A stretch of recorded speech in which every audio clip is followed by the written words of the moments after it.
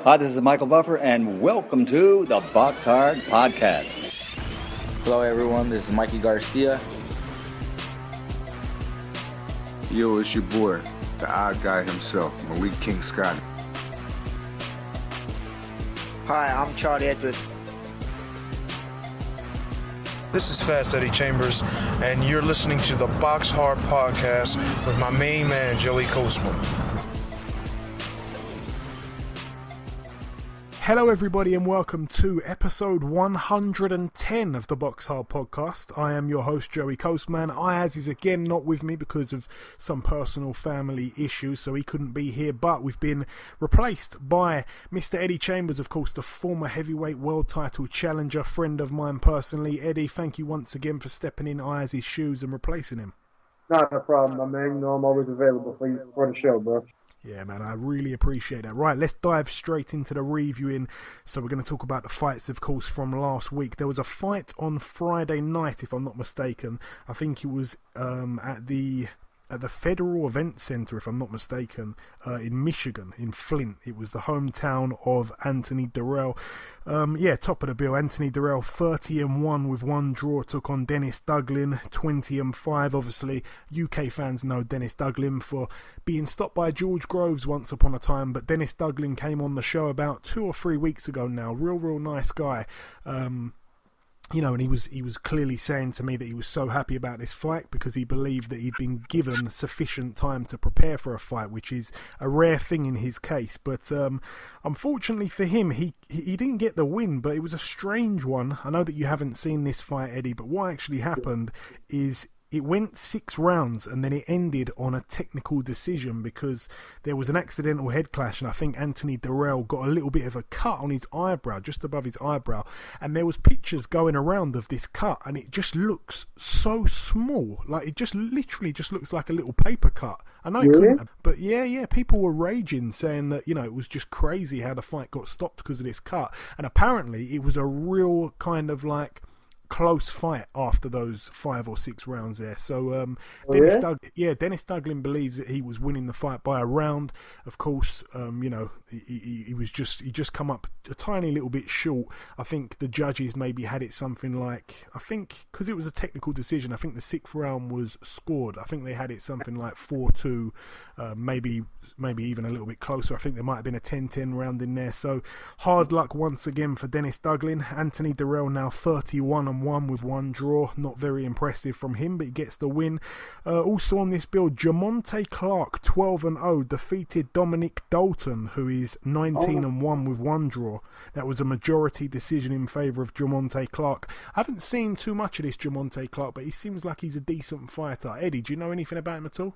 No, I've heard some about him, but I know Dominic Dalton really well, and he's really talented. And it's kind of, wow, that's actually a good fight, especially at this stage in his career, so young, fighting, so early, fighting a guy of that. But then we see guys like, what's my man's name? High Tech, you know what I mean? With only a few fights fighting for world titles. So nowadays, it just doesn't surprise me at the level these guys are fighting so early. And also on this bill, Leon Lawson III. I know that he's some kind of relation to the Dirrells. Obviously, we know that one of the Dirrell uncles, Leon Lawson, he jumped in the ring after Andre Dirrell's last fight and ended up throwing a punch bare-fisted at the opponent. I can't remember who it was now, but yeah, this is some kind of son, I think, of Leon Lawson, and he actually made his pro debut here, and he picked up a KO in round 1 against Robert Sayam, who was 2-7, so an expected win there for Leon Lawson III. Right, moving over now to the Dominican Republic in the Hotel Jaragua. This is a frequent venue now for Guillermo Jones. He's still knocking about his record, 40-3 with 2 draws. He took on a guy called Yatalo Pereira, who was 10-2 with 2 draws. Again, I'm not quite sure why, but in Haiti and in some parts of the Dominican Republic, they have these strange 11-round fights. And anyway, I'd imagine that it's just purely to try and shake out any kind of close decision, because you can give 6 rounds to 6, it's a draw. I think they're trying to kind of avoid that with the 11-round things. I could be wrong. However, it was a very close fight. It was a split decision in favour of Guillermo Jones. He's now 41-3 with 2 draws, and he picked up the vacant WBA Federatin heavyweight title. So all the very best to Guillermo Jones. Moving over now to Poland. Thomas Adamek, a man that, Eddie, you know very well, of course, 51-5. He's still knocking about at heavyweight. He won the vacant Republic of Poland international title against Fred Cassie, a man that Hughie Fury got a win over a couple of years ago. Fred Cassie now 18-7 with one draw. It was a unanimous decision over 10 rounds in favour of Thomas Adamek. Once again, for those people that may not know, go and watch the Chambers and Thomas Adamek fight where, Eddie Chambers injured one of his arms and pretty much won the fight in many people's eyes, just throwing one arm out, just fighting with one hand. So, he didn't get the decision that night, of course, but that's one to go and look at if you haven't seen it. Also on this bill, there's a heavyweight prospect, but he might actually be a cruiserweight prospect, seeing as he came in, just under the cruiserweight limit. A guy called Adam Bowski, he's 10-0. He defeated Demetrius Banks, who's 9-2. That's an 8-round unanimous decision there from Bowski. Moving over now to the SSE Arena in Belfast, Northern Ireland. This one was really the bill that kind of captured my attention anyway. The return of Carl Frampton. Carl Frampton 23-1 took on Horatio Garcia 33-3 with one draw. Frampton he touched down in round 7, but it looked to me like a bit of a slip. What I will say about this, a lot of people were kind of bashing Frampton online. The way I saw it, I don't know. Frampton, he'd been out the ring for quite a while. The first couple rounds, though, he looked very, very sharp. He started really fast. He was very sharp. He was, looking really good. To think that he hadn't fought for 10 months, it's not really such a long time, but he didn't really appear rusty on the first part of the fight, the early rounds and stuff like that. He was landing a lot of single shots. He was being very elusive. He was boxing a lot off the back foot as well. He was kind of allowing his man to push him back almost, even though Garcia was the biggest man or the bigger man. I think that Frampton was kind of voluntarily going backwards, inviting him in, to which Frampton was then picking great single shots and making Garcia look a little bit silly in the early rounds. Obviously, Garcia promoted by Canelo. Canelo was in Northern Ireland, would you believe it, ringside. Garcia kind of in the fight adopted. He kind of adjusted a little bit. He kind of adopted a little bit of a pressure fighting kind of style. He was relentless in his work, and he won a couple of those rounds. But going into the 6th round, he had a great round in the 6th, I think, if I can remember correctly, the 6th or the 7th. And then obviously Frampton seemed to tire a little bit, and then Frampton got that strange kind of knockdown where he touched down. That was a 10-8 round. The first half was quite good. The second half of the fight, Garcia really came on. And then in the last couple rounds, really, even though Frampton was tired, I think the last couple rounds, I think Frampton won. That's kind of why, in my opinion, he won the fight. It was a lot closer than the scorecards were. But no, Frampton really had to step his game up, especially for those last 2 rounds, in my opinion. But in my eyes, he was the rightful winner. I think one of the judges' scorecards, it was only a 10-rounder. A lot of people saying thank God for that, because I don't know what would have happened in the 11th and 12th round if they were there. But yeah, I think one of the scorecards was 98-93, which I thought was a little bit wide in my opinion. But nonetheless, the return of the Jackal was successful. He's now signed some kind of deal with Frank Warren. He's now 24-1, and Horatio Garcia is now 33-4 with one draw. He still hasn't been stopped. Actually, I should also mention that last week I picked Frampton to win on points, whereas the listeners actually picked Frampton to win by knockout, and so did Ayers, so I gained a point there. Moving down this bill once again, we're going to talk about now the Zelani Tete win over Siboniso Gonya, who was 11-1. Obviously Zelani Tete 25-3. It was for the WBO World Bantamweight title. Boy, oh boy, unbelievable stuff. The fight was over in 6 seconds of the first round, and if I'm not mistaken, I think Zelani Tete now breaks a world record. I think it's the quickest win in any world title fight in boxing in history, so that is unbelievable stuff there for Zelani Tete. To be honest, I think the man was overmatched. I don't think he'd been in the rankings for very long. It was one of those guys, like I say, to be in the top 15 and you're only 11-1 straight away when the fight got made. I didn't think it was it was going to go too long. I thought he'd probably get the knockout and look quite good doing it, especially being in Ryan Burnett's backyard. He was celebrating quite wildly when he knocked the guy out. And, they kept the camera off of Gogna when he was down because, when the camera zoomed in on him at first, his eyes rolled back in his head. It was a real horrible, disgusting kind of knockout. He got caught straight away. The first punch that Zolani Tete threw. Like I say, Zolani Tete was celebrating. They had to kind of tell him to calm it right down because things were looking quite scary. And, it was a bit of a mismatch. But yeah, he gets the win. He's a likeable character. I really wish Zolani Tete all the best. He seems like a nice guy. And hopefully we see him in some big fights next year. Moving up once again, John O'Carroll moved to 15-0. It was a win over Humberto Di Santiago. I think it was not a late replacement, but a bit of a last minute kind of thing. It was for the vacant IBF Intercontinental Super Featherweight title. It was a good fight. I think the stoppage in this fight looked a little bit worse than what it was because the opponent's arms got tangled up in the ropes and he couldn't defend himself or throw a punch for a moment. And that was, just at that moment was the time where John O'Carroll was throwing a combination. So it looked better than what I think it was, if you know what I mean. I don't think the guy was as hurt as it appeared. The referee, of course, had to jump in and stop it, though, because the guy couldn't defend himself. I suppose the stoppage was good, but like I say, not going to be too overcritical, but I think it was a little bit, not premature, but it wasn't as bad. The guy wasn't in as much danger as it may have appeared initially.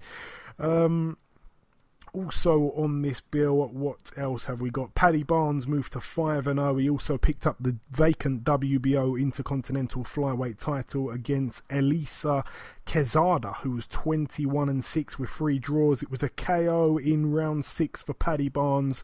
I was really impressed with him. A great finish there. It was a left hook from I think it was head to body. I think he stopped him. I think he threw a left hook upstairs, a left hook downstairs, stopped him with a body shot. Really good finish, really brutal stuff there from Barnes, who gets knocked sometimes for, not really having the punch power, but he seemed to do quite well there. Really exciting fight as well. Also on this bill, the final fight to mention, Jerwin Ancajas, the Filipino, if I'm not mistaken. He's promoted by Manny Pacquiao. Anyway, he came over. His record was 27-1 with 1 draw. He put his IBF World Super Flyweight title on the line against Jamie Conlon, undefeated 19-0, brother of Michael Conlon, who's recently signed with Bob Arum. Anyway, Conlon, we know he likes to have a fight. He likes to neglect his boxing skills. Oh boy, it was... I don't want to be too harsh on him, but, what I saw of it, he was way out of his depth. The knockdown, I think it was was it in the first round? I think it was in the first round where he seemed to not really get, not really take a punch, and then he just went down on one knee. It was really confusing, and I haven't heard anything about what it was about, so that was quite weird. That was a straightaway 10-8. And then obviously, he came out in the second round, he looked okay, but still he probably didn't win the round. He just had a completely awful night, really, and it's a shame because that awful night came on the biggest night of his career. But yeah, it was a bit of a mismatch. It was a bit hard to watch at sometimes. He took a proper beating. I don't want to say, he's weak to the body, but every time Ancajas hit him to the body, he pretty much went down. But he was down in total. He was down in round 1, round 3, round 4, and round 6. But luckily for him, at one stage, Ancajas was deducted a point in round 5 for repeated low blows. So he won that round 10-8. But the only reason the guy was throwing low blows is because he kept just going to the body, and Jamie Conlon just couldn't do anything about it, to be honest. So unfortunately for him, a really nice guy, I really wanted him to win, but unfortunately for him, he got stopped and he loses his He's now 19-1, and Jerwin Ancajas really, really impressed. Now he's had 30 fights, he's got 28 wins, 1 loss and 1 draw. Really exciting future for Jerwin Ancajas. Again, that was a fight where we predicted on, and our listeners were very clever. Again, our listeners are doing so well at the moment. Our listeners actually picked Ancajas to win by knockout. They got that right. I thought Ancajas would win on points. I got that wrong, and Ayaz was way off. He actually picked Conlon to win on points. That wasn't going to happen. It was quite evident after about 2 rounds that wasn't going to happen. So once again, very well done there to our listeners. Moving over now to the Cosmopolitan of Las Vegas in Nevada, USA. This one is, well, we're coming down to the last couple of fights now from last week. On this bill, what have we got? One fight really. Julian Williams, 23-1 with one draw, took on Ishe Smith, 29-8. This was a 10-round fight. I picked Julian Williams to win this fight by knockout, even though Ishe Smith hadn't been knocked out in any of his losses. He's never been knocked out in his long career. I think he's now 39 years old. He's been in the game a long time. I think it's 17 years he's been a pro now. I thought that Julian Williams would probably get the knockout. We had him on the show last week, but no, I was wrong. Our listeners once again were right. They picked J-Rock to win on points, and I actually picked J-Rock to win on points as well, so he picked up a point there, so very well done to both of you guys, as you too. So in this fight, I mean, I saw a couple little bits of it really. Julian Williams, I don't know, it was funny because Ishe Smith's never really in the eye-catching fights, I don't feel. I think some of his fights I tend to avoid. I don't want to be overly critical, but most of his fights, he's very defensive, but here he was actually in quite a good fight. I felt it was quite a good fight.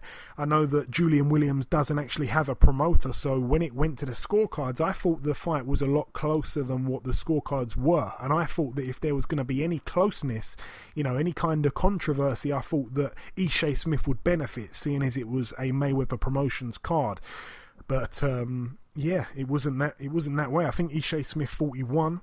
And after the fight, Eddie, you're going to like this. Ishe Smith said to Julian Williams, go home and do the lottery. Because he felt that he was so lucky to get the win, Julian Williams, that Ishe Smith advised him to do the lottery. But no, I think, he probably won the fight. You didn't catch any of this one, no, Eddie, at all? I think it was on Bounce, if I'm not mistaken. I like Julian. He's from my home gym for years, Schuler's, and I thought he looked good. He was sharp. A lot of the shots he was firing were really sharp. Like good counter punches as well. When he used his jab, it was effective. But one thing about Ishe Smith, and I heard your picks, and I was like, man, I don't know if he was going to go down. I don't think I've ever seen him really hurt that bad before, you know what I mean, ever. So he's a tough guy, that Ishe Smith, and he's definitely cagey. And I liked what he was doing. Every single time Julian seemed to make a rally, he would come back, you know what I mean, with 2 or 3, 4 or 5 shot combinations. So it was really difficult, I know, for it should have been for judges to see how at times the fight was going Julian's way, because he was just so active and so responsive to his offense, you know what I mean, to Julian's offense. But I do think that Julian landed the, show of your shots, the sharper shots, the ones that maybe even had more of an effect throughout the fight. And I think that's really ended up being what the difference was. But I thought it was much closer than, the score actually turned in. And it could have, listen, at times it looked like it was going to go either way. But I still think Julian landed the better shots. Yeah, I tend to agree. The reason I went with with Julian to get the knockout, I just believe that Ishe Smith, I think he was coming off quite a long layoff. I can't remember now exactly, but I just thought that could have played a part. I know that Ishe Smith's had some serious problems outside the ring. Those things, of course, take a mental toll on you. But no, I was wrong, and Julian Williams got the win at the end of the day, but it wasn't by a knockout. Moving over now to a card that happened this Tuesday, just a couple of days ago. We couldn't talk about the result last week, of course, because the fight hadn't happened. It happened just a couple of days ago. It was at the Coliseum in St. Petersburg, Florida, USA. One fight to mention on this bill, really. Well, couple fights to mention. Firstly, 2 of Gary Russell Jr.'s brothers were on the bill. One called Gary Antoine Russell. He moved to 3-0 with a TKO in round 1 against a guy who was 4-7 with 2 draws. And his other brother moved to 10-0, a TKO in round 1 for him as well, against a guy who was 11-5 with 1 draw. So both the Russell brothers there picking up first round TKOs. Very well done to them. And the final fight to mention, we've got 2 fights to mention. Devin Alexander, he moved to 27-4. He's been out the ring a long time, Devin Alexander. He took on a guy called Walter Castillo, who is 26-4 with 1 draw. Both guys were 26-4 going in. Castillo was down in the second round. I haven't seen much of the fight, but from what I've heard, apparently Devin Alexander looked like he hadn't been out the ring for such a long time. He looked really sharp, and he looked like he hadn't had any kind of layoff. So I'm happy about that. I think, he kind of let his career slide a little bit, Eddie, in my opinion, Devin Alexander. I think he was a good fighter at one stage, and then he took a few losses to guys that he perhaps shouldn't have really lost to, and then he just kind of got lost in the wilderness, if you like. But I'd like to see him back at his best if he has still got it. Yeah, I think he's really talented. I mean, I remember when he knocked out Juan Urango, and that was at that time. I didn't expect nobody to knock that guy out. But he's really sharp. Nice speed and this elusiveness, counter punching ability. I mean, he's just good all around. Has surprising power and shocking power at times. It's just, maybe sometimes it gets in your head. You know what I mean? Like he fought Timothy Bradley, had a tough night there, and had a few other tough fights following that. And sometimes you get stuck in quicksand. The harder you try, sometimes the worse it gets. Sometimes it's good to step away and get back after a nice layoff and relax and recover. And sometimes you finish off better. Absolutely, absolutely. And now moving over to the final fight of the reviewing. It was at the Sands Bethlehem Arena.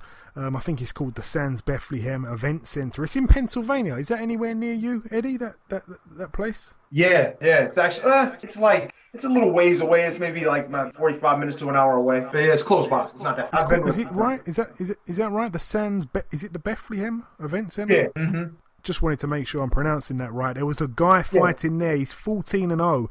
He's the brother of Atlantis Fox. His name's Michael Fox. He's 14-0. He moved to 15-0. It was a unanimous decision over 10 rounds, and he also picked up the vacant UBF All-America welterweight title. This guy, Michael Fox, he came in at 143, even though he's actually 6'3.5", and he came in at 143. So that is quite unbelievable. I think he's only. Say that again, Paul Williams. Yeah, I think he was at 140, but he seems like he's just moved up to welterweight here. But even still, he's coming in 4 pounds under the weight limit. That's really quite bizarre. But anyways, that's it for the reviewing. That is it. So just before we wrap up part one, there's one last thing to do, and that is to welcome our first guest. Ladies and gentlemen, please welcome the former English and British light heavyweight title challenger, Mr. Miles Shinkwin. Miles, welcome back on the show. I must apologise, we haven't spoke to you on here for over a year and a half now. My bad. You're getting beat, haven't we, back there? Hey, it's not that, my friend. So, of course, Miles, we last spoke. It was just before your fight against Hosea Burton. Obviously, it wasn't to be your night that night. Since then, you've had 3 fights, winning 2, losing 1 against Joel McIntyre, a guy that you'd previously beaten, and that is a fight that I haven't seen. I just wanted to really say, is there anything that you want to add to any of those 4 fights I've mentioned there, Miles? No, you're right. The Burton fight, it wasn't my night, but I didn't turn up. It's a bit in the past now that everyone's got an excuse after a fight. I had no excuse on the night I lost my head and didn't listen to what I was being told and took the wrong approach and paid the penalty for it. Even though I felt like I caused him a lot of problems in the fight, still performing badly. The McIntyre loss, I'd started to fall out of love with boxing a little bit. This is not an excuse. He won. We thought we won the fight by a round or 2, perhaps. In his hometown, it was in a nightclub that was on top of the ring. Basically, the crowd were probably 2 yards from the judges. It was very loud, very boisterous in there. So the chance of me getting a close decision there was very unlikely. In hindsight, I was probably about there going down there, but I would never put out of a fight, and that's where it goes. The other 2 wins were, I think, just ticking over. Getting a win and getting back on the horses, as they say. And of course, your next fight now will be on December the 13th, which is a Wednesday at York Hall on the undercard of Katie Taylor's world title fight. In the other corner will be Jake Ball, obviously another light heavyweight prospect. What do you know about him, Miles? Not a great deal, if I'm honest. I spoke to, I'm with a new coach now, Don Charles. We've been over 8 fights together to be our second one. I feel like if I watch other fighters against someone else, I don't learn too much because they're not fighting me, and the person they fight isn't going to do the things I'm going to do. So it's hard to work out how they react to what I do. So it's a 10 round at title level, at championship level. You've got 10 rounds, 12 rounds to figure someone out. So I'll take it from there. He's had his wins. He's had a defeat, quite a quick, brutal one. But again, with regards to that, first round knockouts, I never read too much into them because anyone can get caught early. I suppose it's how you come back from that. He had a good fight last time I watched it on the night actually. His last fight against Joe Sheriff was a good fight, very, very close. That's it really. I've looked at little bits, taken what I can out of it, and go from there. Don will be the main person to go through the footage of him and work out where to go from there. Yes, I was at that fight where he got stopped in the first round. I was also at his last fight. Talking of you linking up with Don, how's that going for you, Miles? Don's a good guy. I like Don. He's a lovely guy, really nice guy. But it's good that there's work time and play time. It makes sense. When we get to the gym, we're still jokey because we've got a few of the boys in there. Spencer Oliver's down there. His brother Danny's down there. Obviously Don's there. We have Ian Juby down there. Tony Peel's down there. We all have a laugh and a joke. But when you start training, it's graft time. As soon as the training's finished and the graft is over, it's back to laughing and joking again, which is great. The gym is, I think, 7 miles from my house. It takes me 15 minutes to get there. Where I was training in Essex before, taking me an hour, maybe more sometimes to get there. We're a young family. It's not ideal. And also with rest time as well. I can get home, I can get food in me within 20 minutes. I can get rested for my next session of the day a lot quicker and give that session a lot more. So I think that's another a huge bonus for me, is being so close and such a good trainer. But I can get the rest in for the next session. Yeah, absolutely.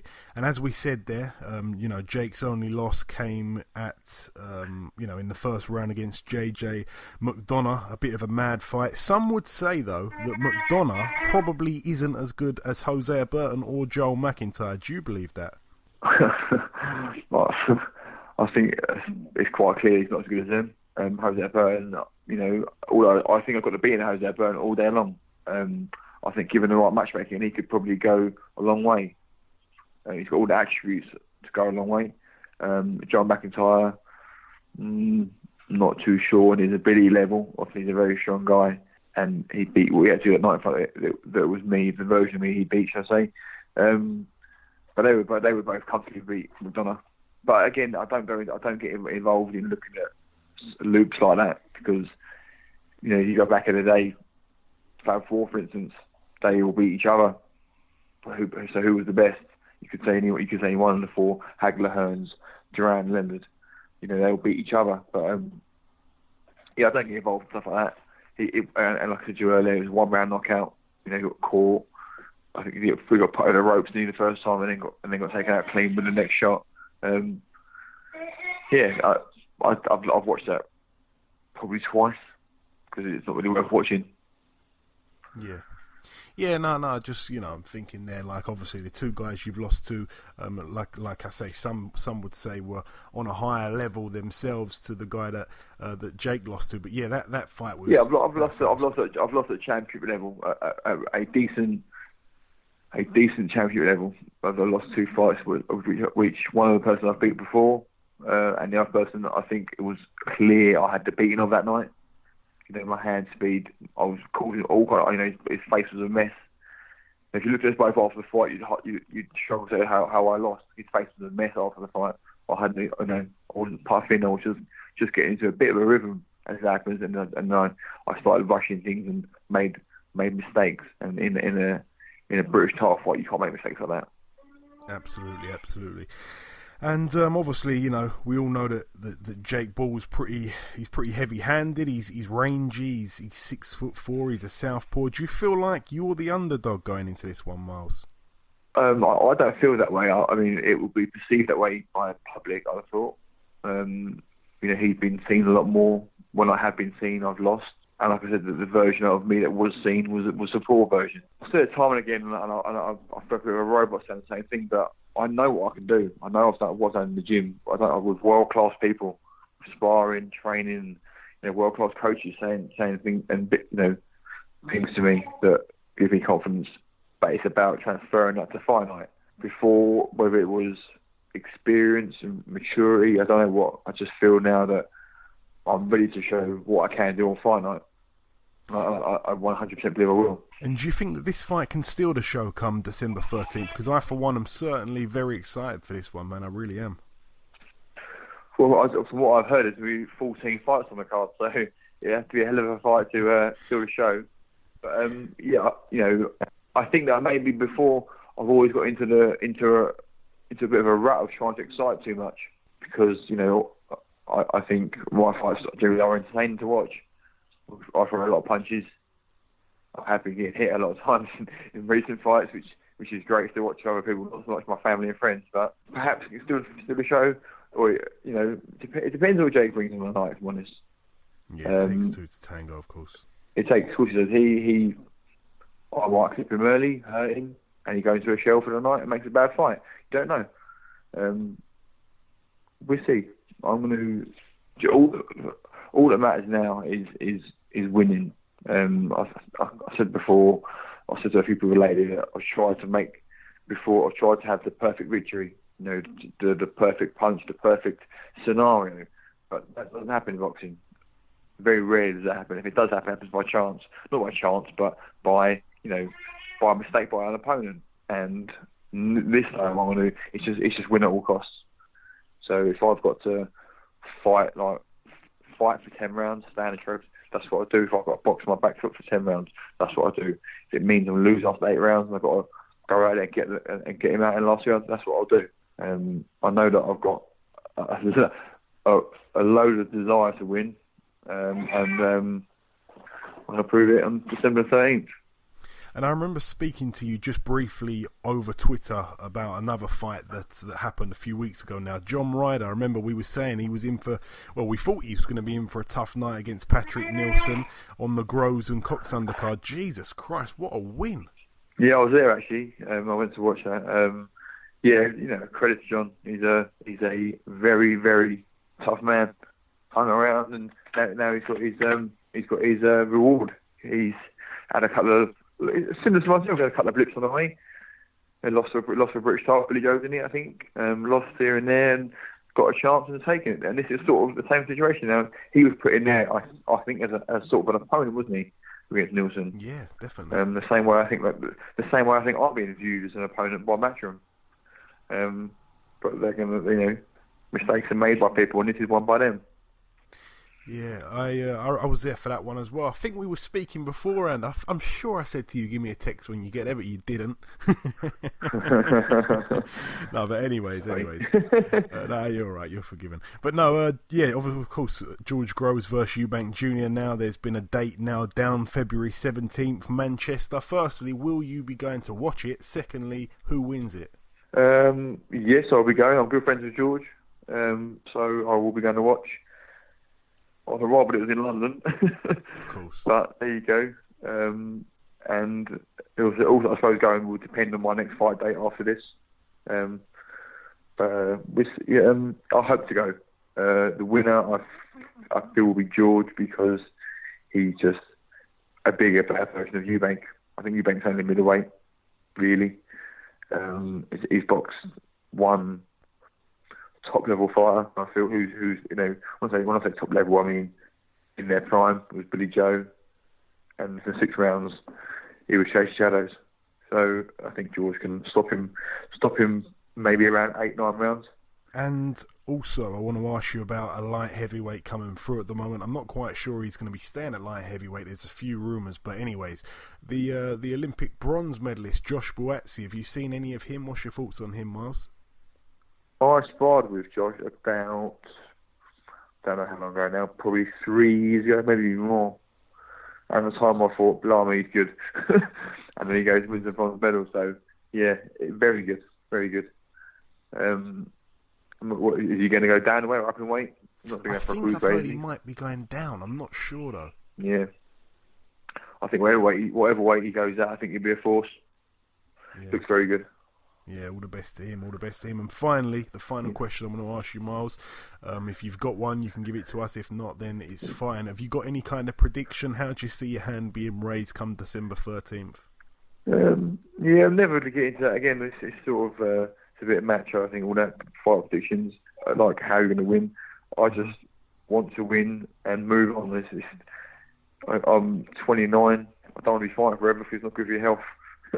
So I would like to win in any way possible. If I win 1 round, great. If I win in a 10-round points decision, great as well. But any way necessary, and move on. Absolutely, that is all that is important, getting that W, of course. Okay, listen, Miles, it's always a pleasure speaking with you, mate. You know that. Best of luck for December 13th, and we'll catch up sometime afterwards, I'm sure. Man. Thanks very much. Cheers, mate. Okay, now it's time for part 2 on this week's show. This part, of course, the preview part. But before we get into that, we go over to... Well, Ayaz is not here, so I suppose we just go over to myself with the latest news. There's not really been too much to talk about, I don't think, this week.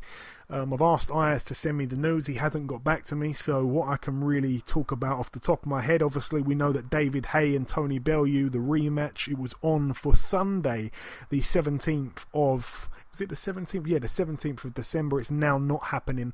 There were some rumours of, a few days ago now that it wasn't going to be happening, and those rumours were proven to be fake, and now those rumours, well, they're new rumours, I suppose, they are now real. It's been confirmed that the fight will be off. The reason being, I think David Haye injured one of his biceps, in the gym. I think he fell down off some machine, and he put his arm out to stop his fall, kind of thing, and he injured himself. So he's already had some kind of surgery on it, and he's already showing pictures of himself in the gym and videos like hitting the speed bag with one hand and stuff like that while his other arm's in a cast. So he's, they're talking about a March date or perhaps a May date. What I think about this, Eddie, it's a funny situation here. I was having this debate with a few people on Twitter. Obviously, Tony Bellew gave up his WBC cruiserweight world title. He moved up to heavyweight to fight David Haye for the big money, and thankfully he won and he got paid very well. But now, where he's been waiting, that fight took place in early March of this year, and now the fight won't be happening.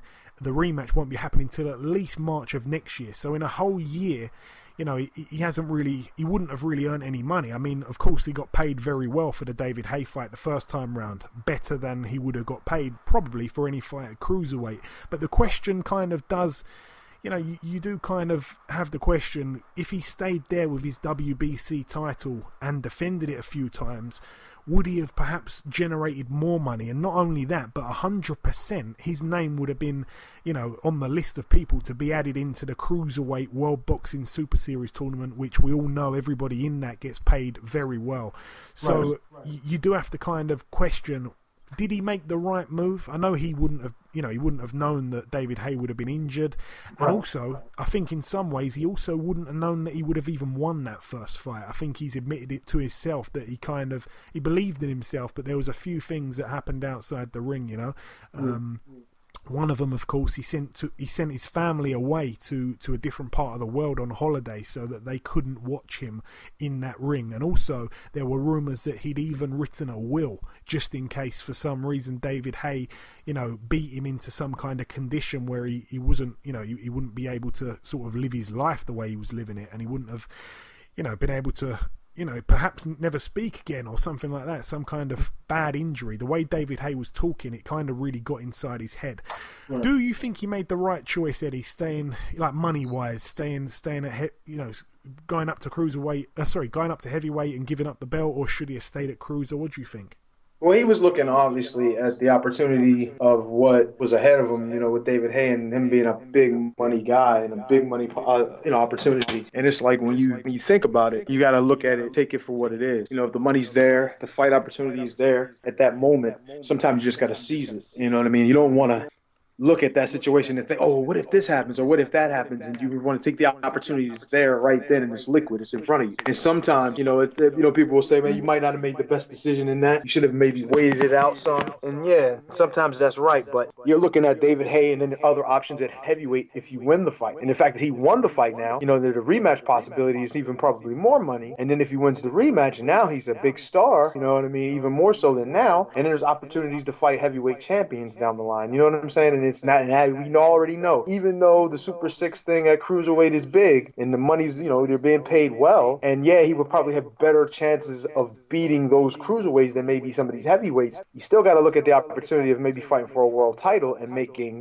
double digit. We talk about, seven. Well, you talk about beyond 7 figures now, maybe even 8 figures. So you got to think those possibilities are actually right in front of him, possibly. With this fight not happening, who knows? Maybe David Haye has an injury that maybe won't let him back in. Maybe he goes in and gets an opportunity to fight one of these other world champions for a title. Maybe Joe Parker, or even if maybe Wilder wants to take him. These things are options for him now. In Anthony Joshua, these are all options. And if that happens, he stands to make more money, in my opinion, if he happens to win one of those fights, which would be even better for him, obviously. Then it's just the sky's the limit. But that's all right in front of him. The Super 6 thing wasn't really sure about at the time, and I think you got to take the options that are in front of you when they're there. Don't get me wrong. I'm one of the people that would say, wait it out. Maybe I should have taken the slower road, and like I always say, maybe I should have went down to cruiser first and then went up to heavyweight. I think that's a little bit a better idea. But for Tony, he's gone from light heavy to cruiser and now to heavy. I think the way he's done it so far has been good, and obviously he's looking better for him right now. Yeah, absolutely. And coming down to the final piece of news now, you haven't got any news at all, Eddie, have you? No, just kind of wanted to. Not right now. I'll wait for you to finish the news out. But I just kind of wanted to vent a little bit of my frustration with some people. But at this particular time, I'm going to let you go ahead and finish your thing, and then we'll talk after. No. This is the perfect time, Eddie. Take it away. Well, it's I don't talk crap. I don't want to say too much, put too much bad language out on my man's podcast, so I'm going to keep it clean. I don't talk a lot of crap. I don't do things to draw a lot of attention. I'm not one of those type of people. You know what I mean? I feel like, the way I was living my life, before this whole Anthony Joshua situation, I was extremely happy with. And my idea of going down to cruiser and, starting something there, even if not successful, would be something that would be interesting for me to do, fun for me to do, exciting for me to do. You know what I mean? So my idea to do those things were just out of, passion and excitement and all of that going to that, into boxing. But then this thing pops up now. Maybe it wasn't Anthony. I hope it wasn't. And actually, it's a bad thing for him to show that kind of thing from one of our world champions. And boxing is a sport that I've been involved with for a lot of years. And I feel like whoever's the world champion should be a great ambassador of the sport, and should show that these people can be sought after, could be on Wheaties boxes, and could speak well enough and get in front of cameras and make other people say, hey, I want to be a boxer when I get older. Some of these kids. So I want more for them, and I would not want him to be in this position. But the amount of hate that I've received, and I laugh at it because it doesn't make me angry. You know what I mean? It just makes me feel like, man, these people are so misguided. You know what I mean? And they may be such a supporter of this guy, which is great. And I'm happy for him. And I'm happy for the fans that they have somebody to admire. That's great. But don't be so misguided in your thoughts and your quotes and things to try to belittle me and what my ideas was in this opportunity that I thought maybe was an opportunity for a fight. And it was only because I got this message, maybe they were looking for a voluntary or something like that, that I even responded with that. I myself, if not for, talking to my team and trying to figure out what this might mean, would have never even posted it. You know what I mean? I'm a very, very private person. I've never been arrested. I barely have any moving violations or even parking tickets. You know what I mean? I follow the rules. There's certain things I don't do. A lot of, contrary to most people's belief, I'm not an Uncle Tom. You want to call it, you want to say that, you know what I mean? I have friends of all different races, which doesn't really matter in this case. But, a lot of people want to say those types of things about me because, calling me snitches and all other kind of words that I don't even want to say on my man's podcast here. But I think it's a little ridiculous, that that people are looking at me and saying those types of things. Because let me ask you a question, right? You remember those I don't know, you're kind of young, Joey, but you remember those things where people would say about Mike Tyson, right? Oh man, I fight Mike Tyson in a heartbeat, man. Get with the first punch, man. Take my $1 million home and go ahead with it. And I'm sitting there saying, like, damn, there's a lot of people that said that. I remember having conversations with people. I mean, this is in America. Maybe they figure a little different in England, but over here in America, those were the type of conversations conversation that people have. I fight Mike Tyson, get knocked out, or even I fight Mike Tyson outside the ring and sue him and try to get that kind of money. And I'm sitting there thinking, like, damn, all I'm doing is looking for an opportunity to not only get myself money. I'm not even thinking just about the money, because like I said, I was happy before this opportunity, possibly, if it was an opportunity, when it came about, I was happy before that. But if you were in my position and this type of thing happened, there was an opportunity for you to be a world champion out of nowhere, to fight for a world title and maybe make a couple $1 million out of nowhere. What the hell would you do? Would you just sit there and say, nah, I'm not going to say nothing. I'm just going to go ahead and sit on this and not make $1 million? So you telling me somebody gave you a lottery ticket and said, look, all you got to do is post this thing on Instagram and talk about a few people or whatever, and you'll be able to cash this check for $1 million. You mean to tell me you're not going to take it? You just going to say no? Are you too self-righteous? Oh, I can't do that. I can't do that. Really? That's what you would say? I think that's, and I'm going to excuse my language, I think that's bullshit. I feel like these people who are saying these types of things, even people who are actually live near me and close to me and should be backing me, and I'm not tripping over it. I understand. You know what I mean? But this situation is completely different than what you think it is. You know what I mean? I'm not that dude. I don't give a damn about being in the spotlight. I'm so happy with just being a regular person and enjoying my life from where I'm at. This was just an opportunity for me to get to the top of my sport again. It's an opportunity. You know what I mean? Any opportunity that somebody would give you, or whatever you may do in your field to make that kind of money, you're going to tell me you're going to turn that opportunity down, no matter how it comes. You know what I mean? Oh man, you that broke. Oh man, you a bitch. How you gonna snitch? Ain't no snitch. Who am I snitching to? The cops ain't gonna go and arrest him for putting that up there. Ain't nobody gonna say nothing to him for putting that up. Only thing they gonna say is, well, what you got to say now, Anthony? You want to fight him or what? Or was that a mistake? That's the only thing you're gonna say. Who he got to answer to? He ain't answering to none of y'all. Y'all may be his fans and all that, but there is nobody he has to answer to but himself and maybe his promoter for making a mistake, if that was a mistake. You know what I'm saying? So the way I'm looking at a lot of these people, and there's people who are big time radio people and TV personalities and boxing folks, and they have the nerve to sit there and say something like that and don't know me at all and don't know the situation at all. I'm not looking to come up on this guy at all. You know what I mean? Like I said, this came on my DM. I didn't send a message to Anthony Joshua and then try to get him to say something and then put it out there in the media. I didn't do none of that. I was sitting there and minding my business. It was the middle of the night. What the hell was I? What was I doing in the middle of the night sending him a message? I didn't see this the next morning, really. You know what I mean? I saw it, but I didn't really want to post anything till the next morning. You know what I'm saying? So, I mean, this stuff right here is just funny to me, how people react. And I understand if you're a fan. I understand if you're, who you support, that you do you. But, I'm just a little, I'm not upset. I'm not even mad, really. I'm just kind of surprised at the way people act. But maybe I shouldn't be, because, like I said, when you're a fan of somebody and you want to support them, you know what I mean? No matter what it is, whether it's right or whether it's wrong, you know what I mean? You're going to support them. You know what I mean? Till death almost, I guess. And that's great. But like I said, some of these people, they should be respected in boxing. Some of these radio and TV personalities, to say the stuff that they're saying, and I mean, some of them not even fighters, you got the nerve. You know what I mean? Look what position you're in. You're doing stuff on TV talking. You ain't throwing a punch. You ain't got nothing on you. You know what I'm saying? I'm not saying there's not pressure in your field, but what I am saying is you don't got to worry about none of that stuff that I got to worry about. Not the same things anyway. So you got to have a little bit more respect when you open your mouth before you actually say certain things about me when you don't know me and you don't understand the situation because you're not in it. You understand? Really, that's all. But it's just a little annoying. And I'm not mad.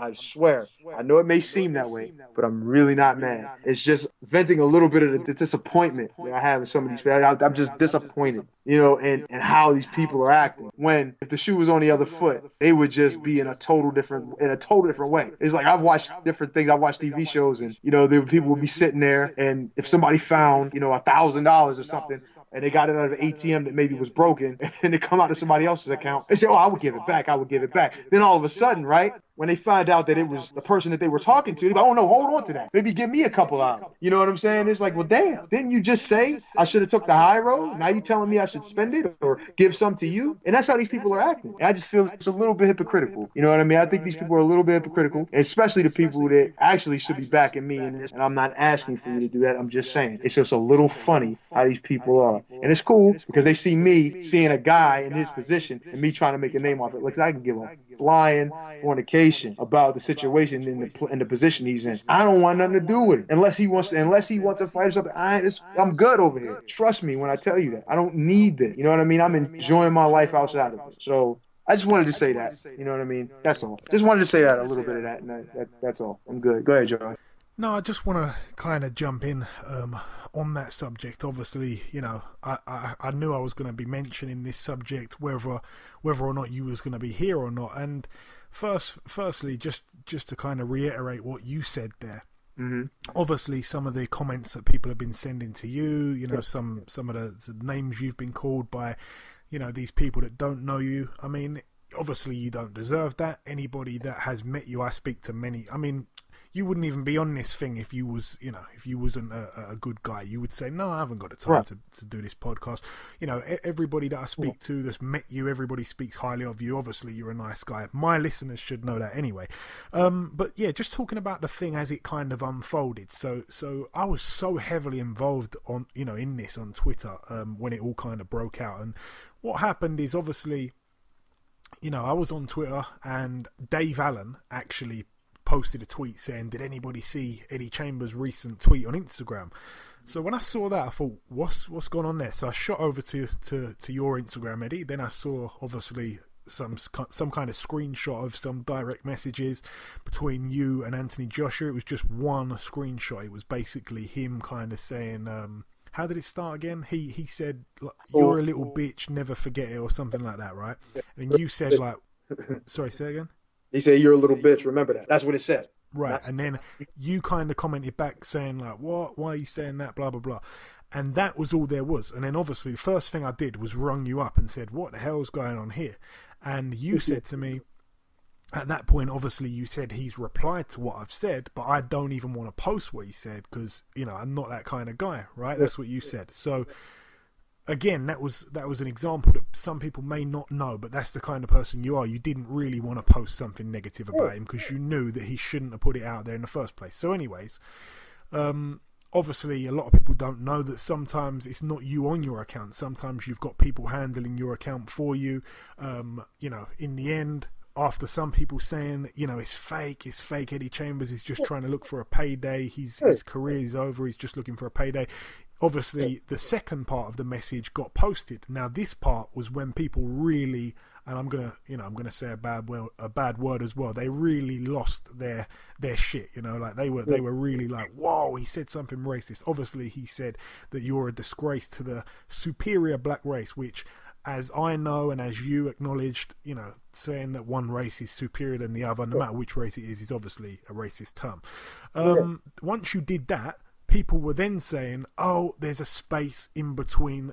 They were basically saying Anthony _ Joshua, which is Anthony Joshua's Instagram. They were saying that it looked like it was Anthony space _ Joshua. Right. And the reason people were saying that was because on your phone, which is a Samsung, the font on the phone is different to the font of an iPhone.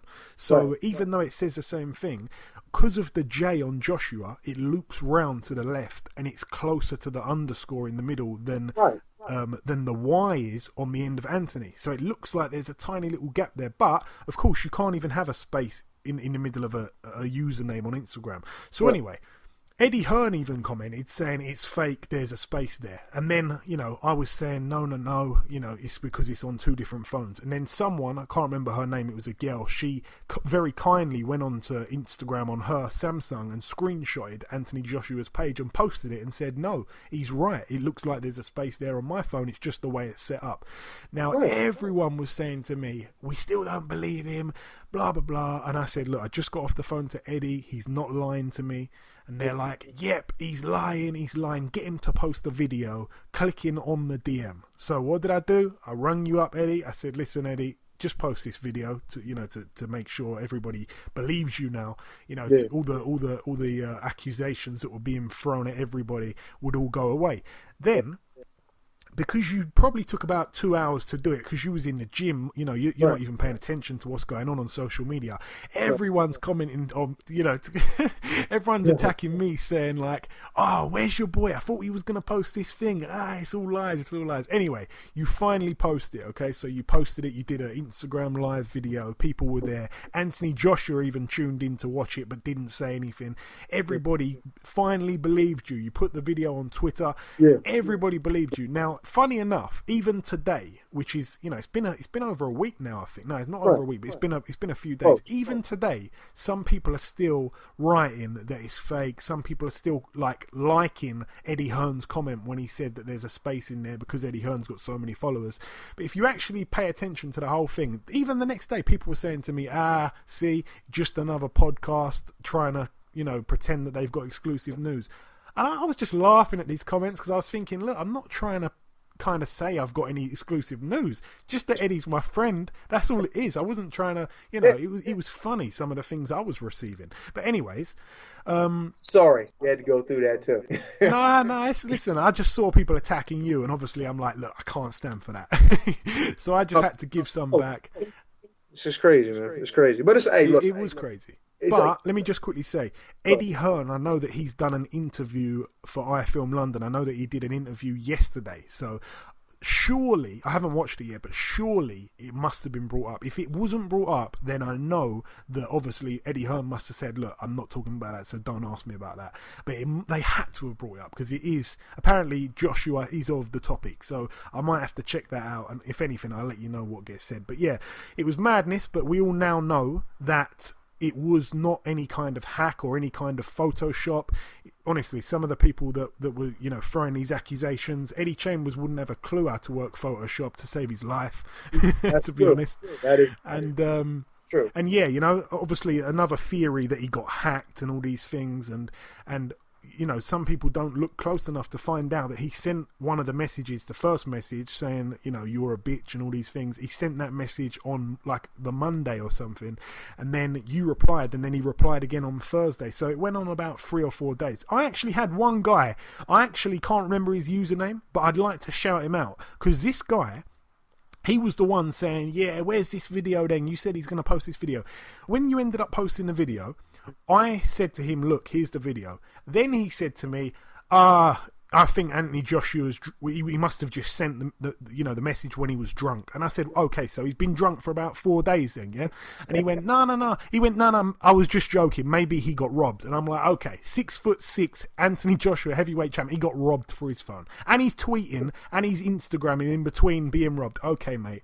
I just didn't know what to say. But this is some of the idiots, I'm going to call them. This is some of the idiots that are actually on Twitter. Once again, Eddie, I've always said this about these social media things. Social media gives nobodies a platform to be somebody's. Yeah. Preach. 100%. And it's like, Preach. I'm seeing it.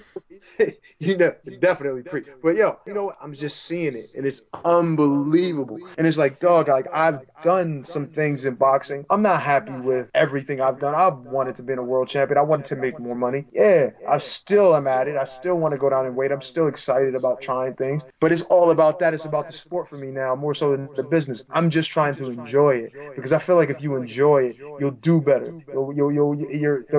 This part of my career will turn into something a lot better. You know what I mean? And this to come up, I didn't even want nothing like this to come up. I wanted to fly under the radar. Straight up. I wanted to be close to the river, you know what I mean, where you can't see me because of the waves. That's where I wanted to be. I don't want anybody to see anything. But the problem is, these people are really, really just coming out of woodwork with this, and it's almost pulling me back into something that I really don't even want to be a part of at this point. I just want to go ahead and do my own thing on the side and let them people go ahead and do them. And if I see them later, great. But right now, I'm just trying to do me. And then I got to do this, and then you deal with all the hate. I'm not mad. I'm really not mad. I even laughed at some of the stuff that Ed told me that was popping up on there, had me dying in the gym. Like, I was legitimately laughing like they were talking about somebody else, because I don't really care for that stuff. That stuff really doesn't bother me. But it's just surprising. It's just surprising. No, it is. That somebody like me, like I know me, of course I know me. And most of the people that know me, they just know that I'm not really for anything like this. And it just surprises it. And it's like I see people like literally that aren't that far away from me saying this. Like, dude, I might actually even see you one day. What would you do then? You know what I'm saying? Like, come on. You know what I mean? And I'm not even like that, but I'm just saying. You know what I mean? You see guys like, I hate to even mention this, but you see guys like Charlie Zelenow, right? I know y'all know about him. And all the mouth and all him running his mouth and all that stuff that he actually. I'm not sure that that's the real Charlie Zelenow on Twitter though. No. I'm not even talking about him. I'm just talking about when he got caught up. Oh right, yeah. When he called when Deontay Wilder. Wilder. You understand what I'm saying? Like you understand that some of the things you say, being that you're dealing with certain people, you never know what's gonna happen. You never know what paths you cross. So you gotta tread carefully. And I'm not saying you can go ahead and be a keyboard warrior. I'm not even going to approach anybody, even if I knew it was you or somebody that said it. I'm not even going to acknowledge that you exist. But have a little respect. Most of the people that are complimenting haven't done squat. As an athlete or as a person, they just live everyday life, live check to check. That's what they do. So don't come at me for trying to better myself and put myself in an opportunity to actually do something. And I'm not asking for no handout. I want the opportunity. You know what I'm saying? That would be great to have an opportunity to be in the ring with the world champion again. No doubt about it. But I'm not trying to get it for free. I'm not just trying to all of a sudden fall into that money. You know what I'm saying? I'm saying I'll work for it. You know what I mean? Whatever you need me to do. If fight before, whatever. I don't care. But what I am saying is that the disrespect is really unwarranted. It really is. I mean, people don't know me. People don't understand the situation. And then more importantly, even if it was that, what would they do? What would all these people that are chiming in and saying all this crap from their couch or from their phone or from their keyboard, wherever they are, what would you do? That's a question I post. What would you do? Yeah, and just to kind of just to sort of move on from this subject, but the last thing I just want to say, obviously, people should know if they've listened to this podcast before. Obviously, you've always kind of been on from time to time anyway. You've always said for quite a while now, for probably about a year and a half, your plans have been to lose weight and move down to cruiserweight. You're weighing at the moment very, very close to being a cruiserweight. So that's been your goal for a long, long time. And some people kind of saying, oh no, he's just trying to get a big fight here. No, do you seriously think Eddie Chambers is gonna, lose all that weight and work so hard to try and be cruiserweight and then just to make up some? Why would he lose the weight? He's got to fight at heavyweight if he's going to fight, Anthony Joshua. Why would he put himself through all that hard work? You should see some of his recent posts. You see that he looks half the guy that he was when he was over here, for example, fighting a heavyweight in terms of weight. He's really been working hard. And the final thing as well, Eddie, that I want to say, I even said to you myself, and not just myself, but people around you said, okay, this, Anthony Joshua said something to you now.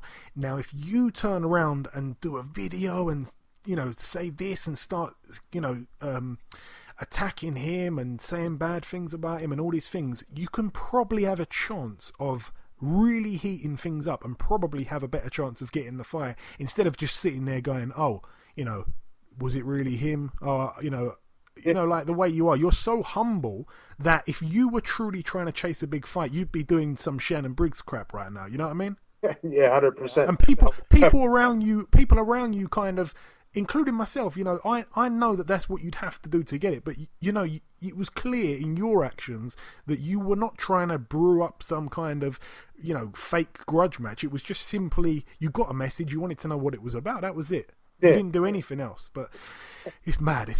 Boxing fans, they are amongst some of the best and some of the most craziest people on earth. But 100%. Moving on now to the previewing though. Wow, this is a funny one, Eddie. As I said just before we went on air, over in Germany, Saturday night at the Oberhausen, top of the bill, Manuel Charr, 30-4. I don't think he's had a fight for a long time. I can't even remember when he last fought. He's fighting Alexander Ustinov, who's 34-1. Last time I saw Alexander Ustinov in a ring, it was a Frank Warren show. It was at a hotel. It was a real small hall kind of show, one of those ones where you can, sit in the front row with a table on and you're all suited and booted. Anyway, he knocked out a guy called it was that guy who Joshua knocked out. Again, I forget his name. His name was something Love. What's his name? Anyway, Joshua knocked him out in like 2 rounds. Alexander Ustinov knocked him out in the first round, if I'm not mistaken. It was Rafael Zumbano, Love.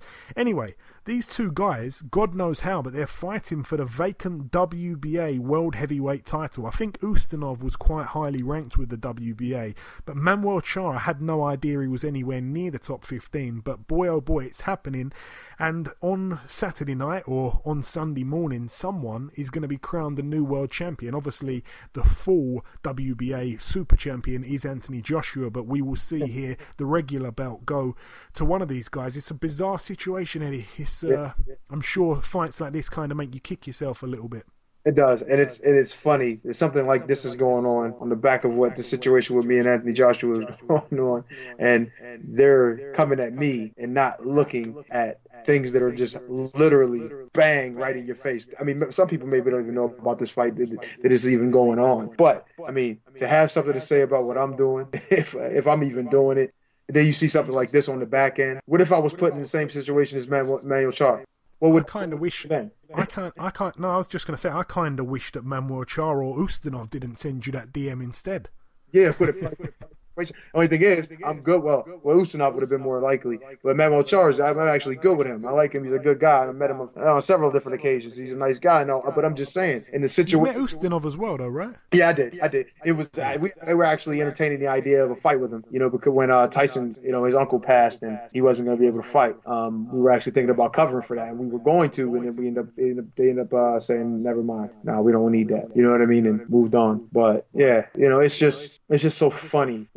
How things play out in this sport, man, and it's part of the reason why a lot of people would, there's people that's following now. It's getting a little more momentum now, but it's reason why it's hard to get fans that are the lay fan and interested, because there's just so much controversy, negative controversy, things that black eye the sport. You understand what I'm saying? And it just makes it difficult. You focus on something like what's going on with me and Anthony Joshua, and you want to come at one of us or come at me or and even coming at him in any way for his comments. But then you look at something like this, the sport is being built on a lot of these types of fights that are coming and just basically trying to set up a guy for a title. You know what I mean? Maybe not even deserving of it, but this is going on constantly, but nobody wants to say anything about that. I mean, and maybe it is, talked about at times, but it needs to be brought to the forefront more so than something that adds very little controversy like what's going on with me and Anthony Joshua. I mean, it's ridiculous. And I don't know if you knew this, but I saw a video. This was a few months ago now, though. But Tyson Fury was in some country in Europe. I can't remember where it was, but Manuel Charr got right in Fury's face, and Fury was out of shape and all that, like he still is at the moment. But he got right in his face, and Tyson kind of thought he was joking. I think maybe tried to shake his hand or whatever, and Manuel Charr kind of, I don't know, all security had to stop him and all things like that. I mean, Fury was just kind of at this place, like just in a good mood and all that, and Manuel Charr come over, and that kind of put me off him a little bit. So I don't know if you've seen that video. Have you seen it? No, I haven't seen it, no. You know what? Go on. I mean, I can see how that can happen, especially if you think, there's an opportunity maybe for a fight down the line or something. I don't know, maybe, I don't know. You know what I mean? Like these guys, some guys are just more into trying to sell these things than I am. So, I mean, maybe that's what it was, or maybe he was just angry at him for something. But Tyson, like I said, man, Tyson's a good guy. You know what I mean? He may rub certain people the wrong way, but I know him personally. And in fans, I mean, any fans of his or even anybody that's supporting him, even ones that don't, 9 times out of 10, they have a different view of him after they meet him and they get a chance to really find out really what he's really about. So it's kind of shocking, you know what I mean, especially from another fighter, with the exception of his opponent. You know what I mean? Obviously, I can understand why some of the opponents would have a little bit of an attitude with him, you know what I mean, because of some of the trash talk and stuff like that, and how he beats the heck out of him. Maybe that part has a little bit to do with it. But with the exception of that, man, he's a good dude. You know what I mean? You gotta give him that. Yeah, absolutely. Yeah, just to try to move through this a little bit quicker now. We don't want to be stalling on this talk too much. But what was I going to say one last thing about Manuel Charr. I remember when David Haye was going to fight Derek Chisora, there was a press conference, and Manuel Charr turned up at the press conference and nobody knew who he was, and then he kind of broke through security, and I remember he got right, like almost on the actual top table, and he was like, I want to fight you next, and then David Haye actually said, like, who are you? And he was like, I'm Manuel Charr, but literally nobody knew who he was, and that was kind of the first time that British fans were like, oh, okay, this guy's Manuel Charr, I look him up. I think he was unbeaten at the time, and then there was a time, I think, where David Haye was lined up to fight Manuel Charr, if I'm not mistaken. Yeah, that was going to happen at one point as well, after the Chisora fight. And then he ended up, David Haye, that was one of his fights that fell through before he signed to fight Tyson Fury, and then, of course, that fell through twice. But yeah, he was actually supposed to fight him at one point, but it never happened, and I think he ended up losing Charr to Vitaly Klitschko. I think it was his first loss, if I'm not mistaken. I'm just going by memory. Right, anyway, that's the 12 rounder. Moving over now to Thailand. There's a guy on here, Eddie. His name is Chayaphon Moonsri. He's 48-0. He's the WBC World Minimum Weight Champion. I'm really hoping that he wins this fight and hopefully wins his next couple fights so he overtakes Mayweather with the 50, the 50 streak. I've got no idea what he looks like, anything. I've never seen him fight. I've never even really heard of him till this week. But yeah, that's incredible. 48-0. He takes on a guy called Tatsuya. Oh gosh. How am I going to say this last name? Tatsuya. His last name is Fukuhara, which you can actually, if you spaced it up, it literally says, fuck you, hurrah. Anyway, his record's 19-5 with 6 draws. 6 draws, that's mad. And it's a 12 rounder, of course. So all the very best of luck to Chayaphon Moonsri. Hopefully he's 49-0 this time next week, and he will equal the Rocky Marciano record, which a lot of people have found it very hard to equal. Anyway, moving over now to the Doncaster Dome in Doncaster, Yorkshire. This one, a Steffi Ball promotion in the United Kingdom, of course. 1 fight or 2 fights to mention on this bill. Curtis Woodhouse, 23-7, returns to the ring. He takes on Lewis Van Pooch, who's, well, he's a journeyman really. He's 7-55 with 1 draw. Top of the bill though, a decent fight, a little bit of a trade fight here. Maxie Hughes, 17-3 with 2 draws, takes on Danny Cassius Connor, who's 17-9 with 2 draws. I know that Danny Cassius Connor's wanted a big fight for a long time. This one's a 10 rounder, no belt on the line, which I'm a little bit surprised about, but all the very best to both men in that one. Moving over now to the Mohegan Sun Casino in Connecticut, USA. There is 1 fight on this bill that I thought we should mention. It's funny because whenever we get you on the show, Eddie, this guy's always fighting. So in one corner, there's a guy, he's a southpaw. His name's Konstantin Bejeneru. He's 12-0. He's the WBC Continental Americas Cruiserweight Champion. He's also the WBC International Cruiserweight Champion. He takes on Tabiso Machunu in a 10-rounder. Of course, Machunu 18-3. I haven't heard anything of this Konstantin Bejeneru, but he's the champion. He's undefeated. As I said, he's a southpaw.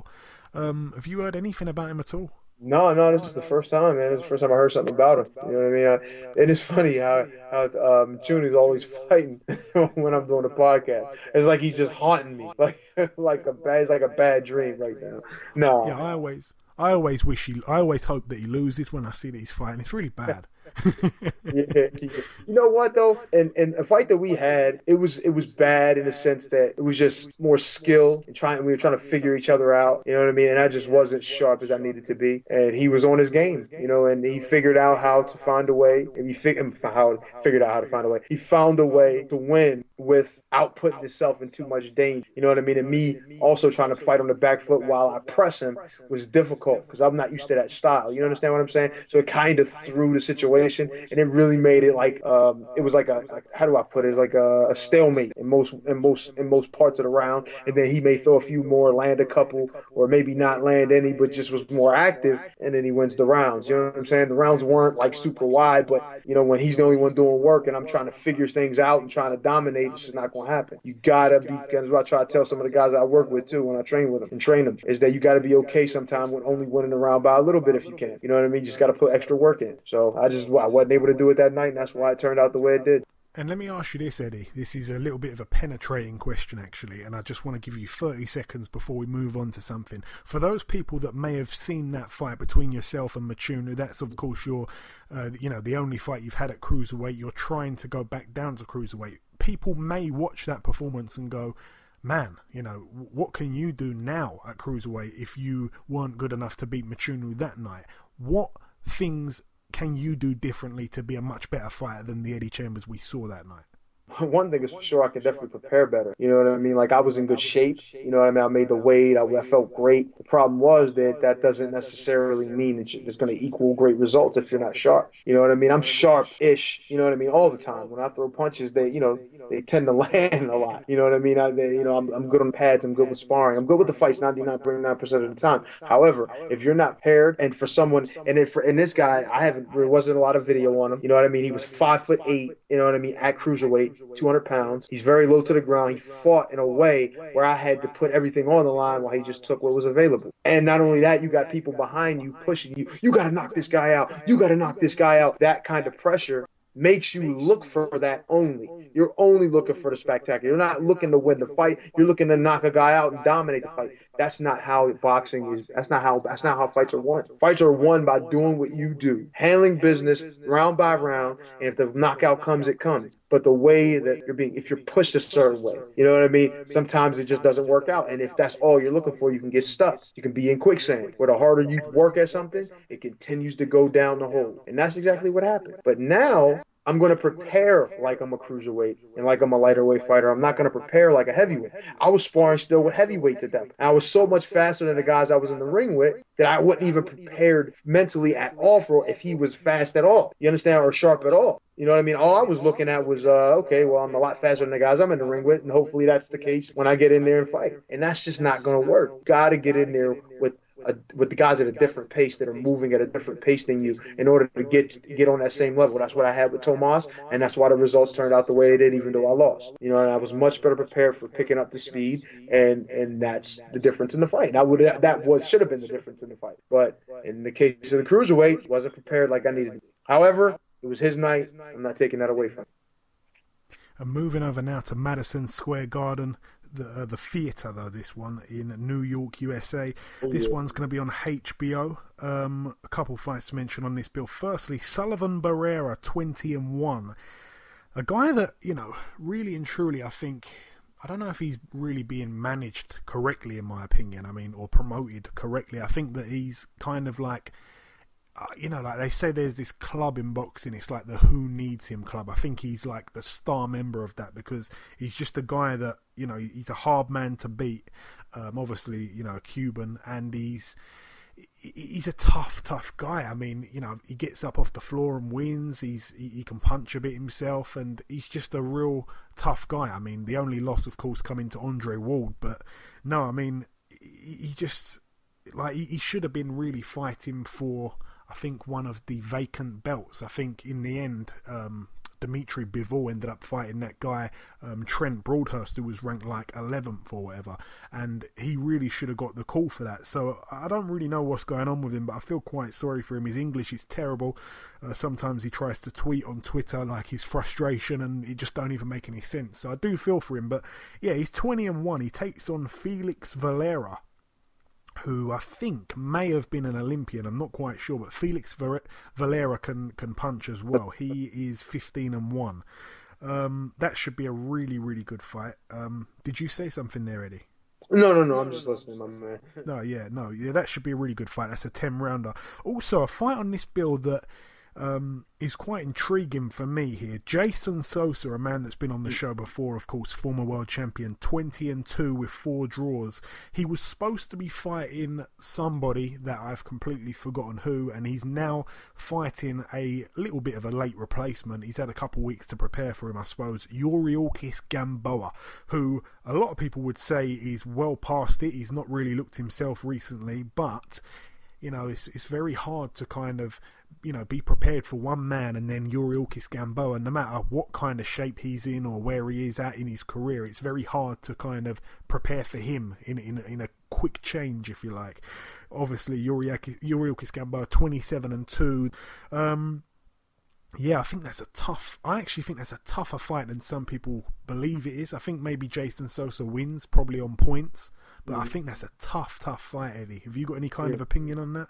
With Gamboa, he was so explosive in his heyday, and I'm not saying he's past it. I mean, I don't know. A lot of people say the same thing about me, so I'm not gonna start, extending No, that. he's past it though. He's past it, I think. Maybe, but who knows, man? Sometimes you get time away, man, and you get a chance to reflect. You heal up. Maybe there was a lot of injuries that we didn't know about. A lot of people don't speak on him. You know what I mean? He's not speaking a lot of English, so we don't really know. You know what I mean? And maybe he's ready to go in there and perform. I mean, I'm pretty sure, Jason's gonna get in there and win, and maybe even stop him, possibly. But at the same time, you never know. You know what I mean? That's why it's tough with late replacements and things like that. When you don't really know a lot about what you're facing. You know what I mean? Most people say he's past it, man. I've had people come into the gym and spar with me and think I didn't have nothing left, and they leave out, lumped up like, dang, I thought he was done, and then all of a sudden, that's what happens, man. You don't know until you get in there. You know what I mean? So this can turn out and actually be a tougher fight than he expected. So just expect him to win, no doubt about it. But don't be shocked if it's a tougher fight than most would have thought. Yeah, I think it will be quite tough, but I think Sosa, I mean, even though he lost last time out to Lomachenko, that's another thing. He's coming off a loss as well that kind of, adds another little interesting piece to the puzzle. But I think even though he lost, he really impressed me with how elusive he was. He's got a great defense, Sosa. He's very hard to hit clean. But yeah, I think he probably wins on points. By the way, this one was one that we asked our listeners what they thought.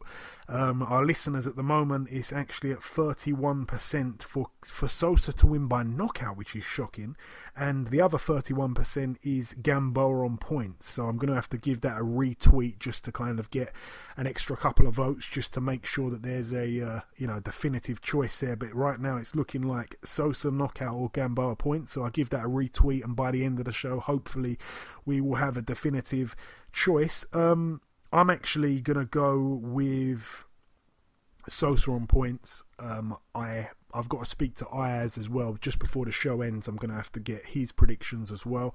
So yeah, we will rain check that one. Moving over now to where was I? Moving over now to the main event. Sergey Kovalev 30-2 with one draw, of course, coming off of those two losses to Andre Ward. The most recent one was a stoppage loss. He takes on Vyacheslav Shabransky, who's 19-1. Shabransky is I think he's quite a power puncher as well. I haven't seen too much of him, but his only loss is to Sullivan Barrera, who's on the undercard. Yeah, I mean, I don't think this fight goes the distance. It's for the vacant IBA light heavyweight title and the vacant WBO world light heavyweight title. I didn't know that. Okay, so Kovalev's fighting for one of his old belts that Andre Ward gave up when he retired a few weeks back. So yeah, that's interesting. Any kind of opinion on this, Eddie? You probably haven't seen much of Shabransky, I'm guessing.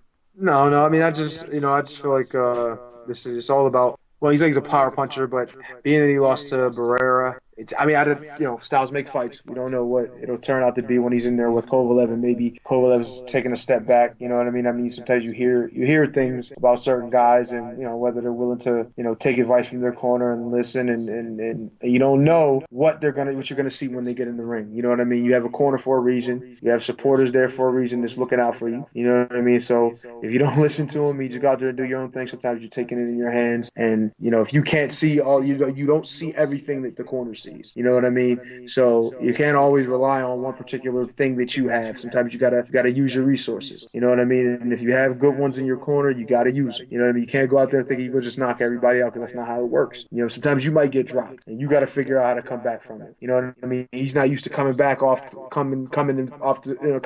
of losses either. This is something he's dealing with now. So we're gonna see how he responds to that. I mean, maybe it's not gonna bother him at all, but maybe it is, because he didn't look the same after the first Andre Ward fight in the last one. You understand what I'm saying? So we'll see. It's still be a bit interesting, but of course, obviously, I'm favoring Kovalev. Yeah, again, that's one that we've predicted on. I believe Kovalev wins by knockout. I'm pretty sure Ayaz is going to say the same thing, but I'll have to check with him just to be sure. And our listeners believe that Kovalev will win by knockout also. And nobody actually voted for Shabransky to win by any method. So definitely everybody, 100% of people going with Kovalev to get the win. That one, again, is going to be on HBO. Yeah, I mean, there's been some crazy things come out about Kovalev since splitting up with John David Jackson. John David Jackson apparently has come out and said that Kovalev was drinking throughout training camp. So I don't know. I don't know, Eddie. I mean, I don't want to spend again too much time talking about this, but I don't really think that not just Kovalev's trainer, but being a trainer to a fighter and even a fighter to a trainer, if you split between, for whatever reason, I'm not really a fan of kind of going and spreading things, even if they are true. I don't think it's right to do that, in my opinion. I'm a bit disappointed in John David Jackson, if I'm honest. Yeah, no, and I get what you're saying, and I agree with that. It's like having a bad relationship and then going around and spreading rumors about the girl saying how much she did this, that, and the third. That's not good. It's not good. You're 100% right. However, for Kovalev, regardless of whether it got out or not, if it was true, which I'm inclined to believe is true, more it's about, why people are splitting from him and not just that they are. You know what I'm saying? Like, you hear he doesn't listen, he doesn't, take advice, he doesn't, he trains, I guess he trains hard, but he's doing other things that combat that, you know what I mean? And some trainers just can't deal with it after a while. And I mean, I would imagine any trainer just couldn't deal with it, unless you're a yes man, which some guys are out here. You can get a couple yes men that'll sit in the corner and just tell you how great you are and let you get away with murder, and then all of a sudden you start losing fights and you wonder why. But the real ones, like it seems to be maybe John David Jackson is, and I think he was training with what's my man's name? I can't remember his name at the time. At this time, but he was training with him before, and they both said the same thing. You know what I mean? And it wasn't, I don't know if they're trying to make him look bad, but they are saying that he's just not willing to listen and he's doing his own thing. And sometimes, that makes it, and obviously not sometimes, all the time, that makes it really difficult for a trainer. And then if a guy starts losing, then they start blaming the trainer,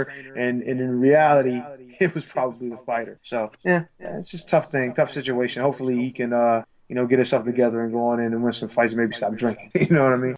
Yeah, hopefully so. Like I say, we hope that the rumours of him drinking aren't true. I think he's now linked up with a Russian trainer. So, of course, they'll be able to communicate much better, I'd imagine. There's also a funny story, just for any of our listeners, if you can find the YouTube video where Kovalev's promoter, Kathy Duver of Main Event, she talks about a situation which happened back in Russia when Kovalev was a youngster and he actually had a fight with 10 guys. It's a really funny story. It actually happened because in Russia, it was snow everywhere. It was snowing, and he had a fight with 10 guys in the snow, and it is absolutely hilarious. I'm actually going to try and reach out to Kathy Duver, try to get her on the show, and I'm going to make her tell us that story because it's so golden. Anyways, moving over now to this coming Monday. It's going to be Monday the 27th of November. A couple fights to mention on the Monday. It's a little bit random. There's a fight happening over in Russia, in Moscow. A couple fights to mention on this bill. Edward Troyanovsky, he's 26-1, of course, former world champion. Actually, he lost the belt to Julius Indongo. He got stopped in the first round. Indongo, of course, went on to beat Ricky Burns and then went on to lose against Terence Crawford most recently. Anyway, Troyanovsky here takes on Carlos Manuel Portillo, who's 21-0. I haven't heard anything about him, but that seems like a bit of a hard fight there, a decent fight there. That's happening in Russia. And the main event on that one, the vacant WBC international heavyweight titles at stake. There's a guy called Sergey Kuzmin. He's 11-0, and he takes on America's very own Amir Mansour, 23-2 with one draw. Amir Mansour, a guy that's, well, I suppose he hasn't been around for a long time, but of course he's getting up there. I think he's 45 years old now, Eddie. You probably don't know much about Kuzmin. I haven't really heard about him, but like I say, he's 11-0. He's taking on Amir Mansour. Amir Mansour travelling to Russia. Should be quite a tough fight for Amir. Yeah. I mean, it's obviously they're bringing it over because they really believe in their guy. Amir's been, he's out there. He's been tested. He's pretty much proven, to be, at a pretty decent level, as a heavyweight, even at the nice age of 45, he's still out there able to perform. So they must believe in their guy. He must be tough. He must be pretty darn good. And they may have, they must, have ideas of him going for a title in the next couple of years. So, this is going to be a nice little stiff test for him. You know what I mean? If Amir is coming to fight and he's ready, he's in shape, and he's not just going in there to make a couple of dollars. You never know. It could be an upset, bro. You never know. Yeah, all the very best to both men there. May the best man win.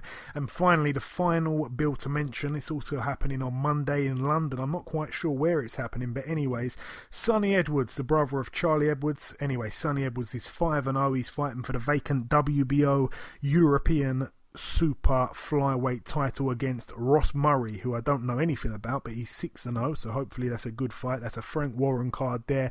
And also on the undercard, Lerone Sniper Richards, he's 9-0, looking to move to 10-0. His opponent's yet to be announced. It's a 10-rounder, that one. It's for the vacant WBO European Super Middleweight title. So 2 WBO European titles on the line on that bill, and that really wraps up the previewing. I did say on last week's show that there'd be something that we'd be doing on this show that we've never done before, and that thing will be coming up in the interview that I'm about to do in a moment. Well, like I'm going to bring in a moment. I actually did it a couple of days ago. So what actually is going to happen in the interview, I will be speaking to Tevin Farmer. That's what happened. I was speaking to Tevin Farmer. It's a good interview. And then when Billy Dibb, Billy Dibb's actually, it's a funny situation. Let me just quickly give you a backstory. Billy Dibb is ranked, I think, like number 2 or number 1 in the IBF rankings, and for whatever reason, I think he picked up a cut in his last fight. He wasn't able to fight for the vacant title, so Tevin Farmer's now taking on a guy from Japan, and basically whoever wins that fight, Billy Dibb will be the mandatory to fight them. So when Billy Dibb got wind that I was interviewing Tevin Farmer, he asked me could he jump on the interview and turn it into a freeway thing, and that will be coming up in just a moment. That I recorded a couple of days ago. So yeah, it's good for the first 10 minutes or so. It's good me talking to Tevin Farmer. Then when Billy Dibb comes in, they go at it a little bit. It's quite friendly. I won't say it's juicy or try to lie and get you to stay on the podcast and listen. If you wanna zone out now, you can. But no, it's a good thing. When they're both talking, there is a little bit of a sound, a little bit of an error in the sound, but you can still make out what everybody's saying. So I just want to apologise in advance for the poor audio when Billy Dibb does jump on. It wasn't entirely my fault, but I am the only one here to take the blame. So yeah, that will be quite good. So stay tuned for that. But as I say, just before we bring that in, it's now time to say goodbye to Eddie Chambers. Of course, the former heavyweight world title challenger, but more importantly, my good friend Eddie. Thanks once again for filling Izzy's shoes. It's always a pleasure doing a show with you. I really mean that. No problem, my man. You know, any time for you, my man. And I like the show. I'm gonna be a regular. So anytime you need me on, just holler. Thank you so much, Eddie. Right, just before we wrap up part 2 and ultimately end the show, there's one last thing to do, and that, of course, is to welcome guest number 2 that will be followed by guest number 3. It will be a funny one. Here we go. Ladies and gentlemen, please welcome the soon-to-be super featherweight IBF world title challenger, Mr. Tevin Farmer. Tevin, it's been a long time since we last spoke. Welcome back, my friend. Yeah, thanks, man. Thanks for having me. It's my pleasure, sir. It's my pleasure. So, Tevin, we last spoke on the week of the Orlando Rizzo fight, so quite a while ago now. Of course, you won that fight comfortably. You then defended your NABF title against Darden Zenujaj. Then of course you went on to win very comfortably in that fight. You ended last year on a high, really, and this year you've just fought the once. It was against Arturo Santos Reyes, in which you beat him unanimously over 10 rounds. Do you want to comment on any of those fights at all before we move on? I ain't really got nothing to say about those fights. I mean, I fought him, I beat him, and we here now. And of course, all 3 fights mentioned there, you went the distance, which is very important for a big fight coming up, of course, like you do have. Now, obviously, I can't help really but bring up the fact that earlier this year, outside the ring, you had some issues, which of course led to you being shot, and of all places to be shot, you got shot in your hand. Firstly, Tevin, what the hell happened there? I mean, I don't really like speaking about that incident, but I was at a family gathering. Things happen. I got shot in my head, and it happened. It is what it is. I moved forward from that. I don't really like to speak on it, but I'm okay now. No, that's fine. I won't ask you any more kind of penetrating questions, but what I will say is, was it a graze or did a bullet go in and out your hand? How severe was it, Tevin? No, it went in and out. It went in and out. Yeah, Okay, it went in and out. Yeah. Oh, wow. And of course, you couldn't punch or you couldn't even put on a glove for quite a while. How long did it last for, Tevin, not being able to put a pair of gloves on? I couldn't even close my hand.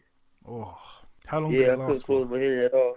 I'm not quite sure. I think I started closing my hand I started to close it like around September.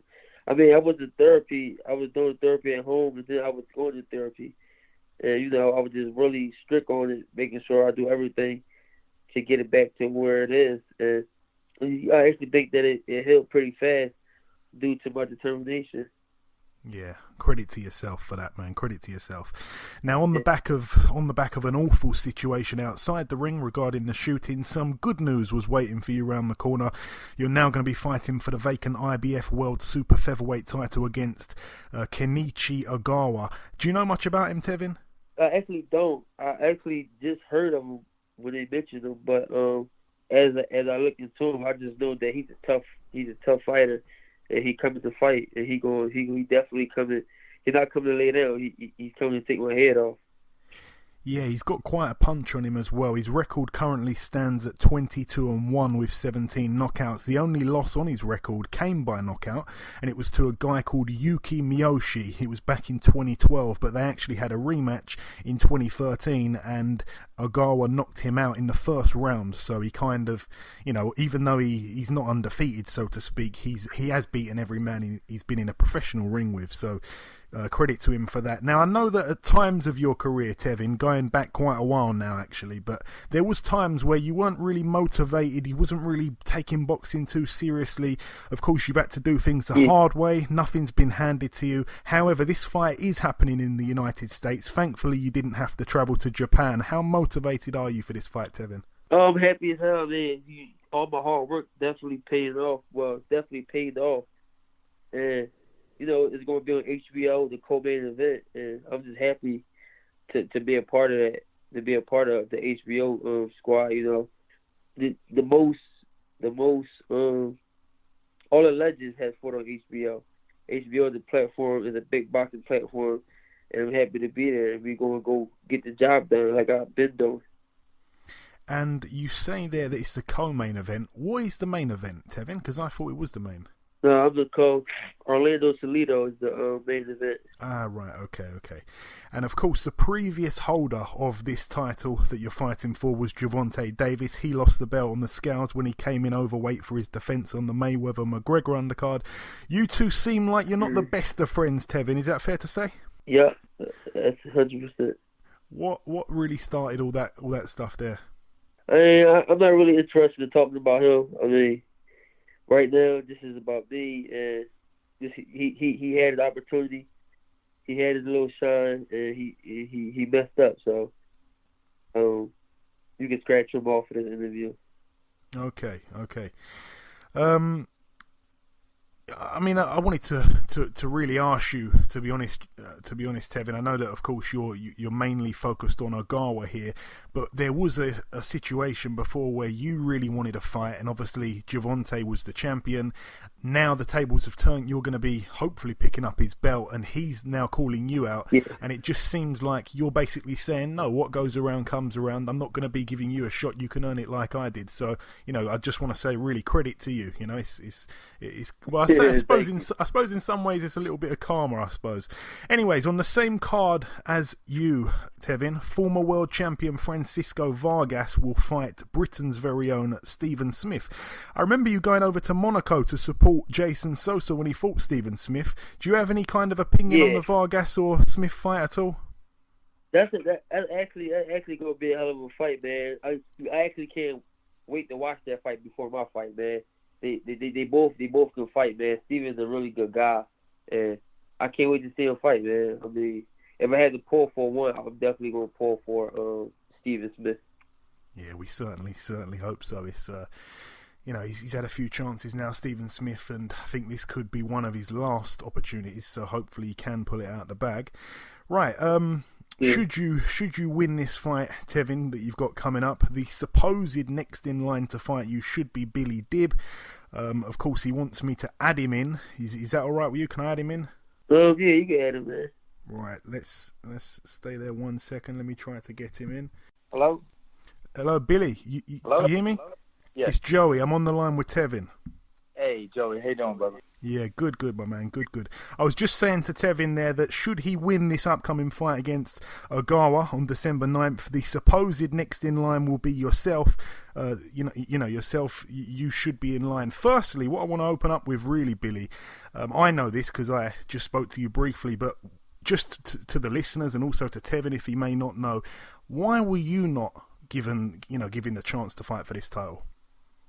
Well, basically, what had happened is that I fought on Mikey Garcia's last undercard in New York, and during the fight, I received like a little card, and basically, I think I was suspended, but I had no idea that I was suspended, and then I got a letter saying that you're currently suspended, so we had to sort that out and get the suspension lifted. But then the IBF said that apparently during the time I was offered a world title eliminator against one of the Japanese fighters, may have been Ogawa, but apparently I didn't respond back, or I didn't get back to them. So they basically kept me at number 3, but pushed me back in line in terms of getting the opportunity. So now what happens is that Farmer and Ogawa were ranked after me, but they still ended up fighting each other now for the vacant world title, which is, totally cool because, at the end of the day, I'm still going to get my opportunity. And I guess for me, to face the champion is better than to just win a vacant title. So that's what I look forward to doing in the not too distant future, And obviously, you were in place really.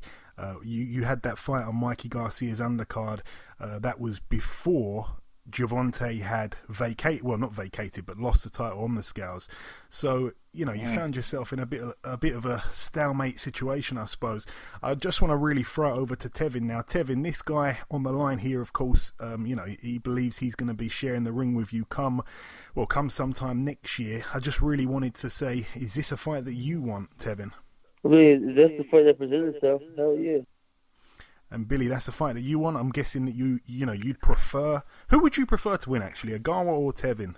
Who would you like to fight? I'm gonna be honest with you. I really want Farmer to win. I think he's had a lovely story. I see the story that he has in life, and I've seen the way he's come up. And he didn't have it the easy way. This kid really worked hard and persevered. And I believe everyone deserves an opportunity at Glory. And I think that this is his time of success and glory. And I just look forward to sharing the ring with Farmer. He's a very skilled fighter. I think he's one of the most skillful fighters in boxing today. He's definitely got some silky smooth skills, and there would never be an easy fight face to Ron Farmer. But I think it's one of those fights where you lift when you face somebody like him, and I look forward to getting in the ring with him and trying to match his amazing skill set. It's going to be awesome. Now, remember, Tevin has had some issues outside the ring where, he was shot, but he's still been able to fight. You picked up a cut, which, when you look at it on paper, doesn't really seem as serious as what he's gone through. When will you be ready, or are you ready pretty much any time in 2018? I'm ready. I've been ready. My cut wasn't even, it was nothing. It was something that was really, really tiny, and nothing that affected me at all, And I remember, because Farmer got shot on the night that I actually fought on Garcia undercard, so, it was, it was unfortunate that happened to him, but everything in life happens for a reason. I know Farmer understands that and believes in that. So everything that's happened has set him up for the place that he is now, and it just shows his perseverance and dedication. That's what I try to tell kids when I go and visit schools, is that no matter the obstacle that you face in life, is you need to continue to persevere and work hard, and that's exactly what Farmer's done. He's continued to persevere and work hard, and I think that's going to pay off for him. Come that night when he fights for the world title, I know that he's going to be fighting with all his heart, because I know he knows everything that he's been through and what he needs to do to make his life better. And just quickly now, Tevin's not silly. He's not going to overlook Ogawa. He's obviously going to go in there 100% prepared. Now, providing Tevin comes through that fight, Tevin, I want to ask you this really. When would you be ready, providing there's no injuries? When would you be ready? And also, in fact, just quickly to Billy. Billy, will you be looking at having a fight in the meantime? or will you just wait for the shot? Well, basically, I'm just staying. I'm trying to stay busy. You know what I mean? I'm staying busy right now, and I'm fighting on December the 2nd in a local show in Australia. So I'm just fighting in a 10-round fight. So just staying busy on December the 2nd, just so that I pick up any ring rust, because I know that facing a guy like Farmer and having ring rust, that could be very detrimental to the performance. So I want to make sure that I'm sharp, and that I'm keeping my skills up to date. I really believe Tevin's going to win this fight, and I really believe that sometime within the next 5 or 6 months, he and I are going to be in the ring together. Yeah, you do need to be sharp, because Tevin's a guy. If you threw like a handful of stones at him, I think he'd probably duck all of them. He's very hard to hit, of course, at the best of times. Listen, this kid's very silky smooth, man. And to be quite honest with you, he reminds me of a Pernell Whitaker. You know what I mean? And I think that's a special, very very special ability to have. And you got to remember something about Tevin. You know what I mean? Is that kid hadn't been boxing for that long. You know what I mean? For him to be doing what he's doing, he was learning on the job. So when people look at Farmer Nassar, he's got 4 losses. Them 4 losses mean nothing, because he was really learning on the job. You know what I mean? It's not like he had an extensive amateur career or anything like that. And I'm sure if he did, his professional record wouldn't be tarnished by them 4 losses. And so, I think people have not really given him the credit that he deserves. And, the fact that he's he's not a heavy-handed guy, but that just reminds me of Pernell Whitaker, because Pernell was not a heavy-handed guy either, you know what I mean? Pernell would, use his silky smooth skills to just outbox you and outwit you and out-clever you, and in the end, he was always winning, you know what I mean? At one stage of his career, he was pound-for-pound king. Okay, so Billy, I'm just looking for a one-word answer from you now. If you get through your fight December 2nd unscathed, let's say it goes the distance, it's it's a kind of hardish fight, but you get the job done. When will you be ready, month-wise? Give me a month. I only need another to get ready, because I'm going to stay ready. You know what I mean? I only need they give me 6 to 8 weeks notice. I'm ready. 6 to 8 weeks. Okay, so we're looking at probably around about February sort of time. Tevin, I would love that February. February, perfect. And Tevin, is that a good time frame for yourself? Yeah, I become champion of the world December 9th. Between February and March. At the end of the day, is this how boxing works nowadays? The sanctioned body and TV run most of boxing. But if it's up to me and I get a voluntary defense or whatever the case may be, I do think Billy did deserve a shot, because honestly, he was ranked ahead of me and he was supposed to fight for the belt. So as a true champion, I think it would only be right to fight a guy like that. So if I got the chance to do a voluntary defense or whatever the case may be, I would definitely give him a shot. He'd be my first option for sure. Well, the thing is, Farmer, bro, you wouldn't have to give me a voluntary, because I'd be the mandatory. You know what I mean? I'm going to be the mandatory. So I know you're going to win this fight. I believe in you. I know your team believes in you. That's even better. For sure, man. Because there's things that happen with the contracts and things like that. But when you're the mandatory challenger, there's certain things that happen with the purse split and things like that. So better than a voluntary defense, you know what I mean? For me, it means, earning more money. Facing you as a mandatory challenger means that I can earn more money, and that's exactly what I want to do, because I really don't want to face you as a voluntary, because I know that, there's options and things like that. I don't want to give anybody any options. I just want to do the fight and, may the best man win. You know what I mean? That's the best way to do it. You see the mandatory thing, that's even better. It's for sure. Like I said before, I definitely think he deserves a shot, and whether he mandatory or not, he definitely get a shot if that's the route we have to go. And I will be ready in February or March for sure. God willing, man, I'm going to be ringside watching you do your thing, and I know you're going to bring that title home, and I think you deserve to win it, and it's the greatest feeling in the world, man. There's no feeling like becoming champion of the world, and I think you've worked hard enough, and you've persevered for long enough, and I believe that your time has come, man. Thanks, man. I appreciate that. Right, and just coming down to the last couple questions now. I don't want to do too much on here, because if the fight does get made, then I'm guessing we'll probably end up, doing this thing again in some ways. Firstly, what I do want to say, it's very good to hear from both of you, and both of you are such good guys anyway. I know that from my own personal relationships with you both, but to hear you both come on here, there's no trash talking. It's very complimentary being on here with you both, kind of complimenting the other one. So it's quite refreshing to hear that. But I don't want to ruin it all. What I do want to say though is, Billy, I want to ask you, for your prediction if you did take on Tevin, and then I want to throw it to Tevin for his prediction if he fights you. If the fight does happen, I'm going to go over to you first, Billy. If I'm going to fight Farmer, I believe that, I'm going to need to score a stoppage win, you know what I mean? Because I believe his silky smooth skills are going to be, very hard to basically deal with, and I feel that the only way for me to win is to stop Farmer. And Tevin? For me, predictions don't really matter. I can just guarantee the victory. That's one thing about me. When I come to get the victory. However it happens. But that night of the fight, I just want to be victorious, and it's all that matters to me. Whether it's a knockout, split decision, majority decision, unanimous decision, as long as my hand being raised at the end of the night, that's all I care for. Okay, fair enough, boys, fair enough. Well, listen, Tevin, firstly, it's been a real pleasure speaking with you, as it always is. Billy, thank you for jumping on at the end there. Best of luck to you both in both of your upcoming fights. God willing that you don't pick up a cut or any kind of injury. Touch wood about that. Like I say, it's been good talking to you both. If the fight does happen eventually, we'll do it again. And afterwards, when you've both fought, we're all going to go out, the three of us, for a drink in a bar somewhere.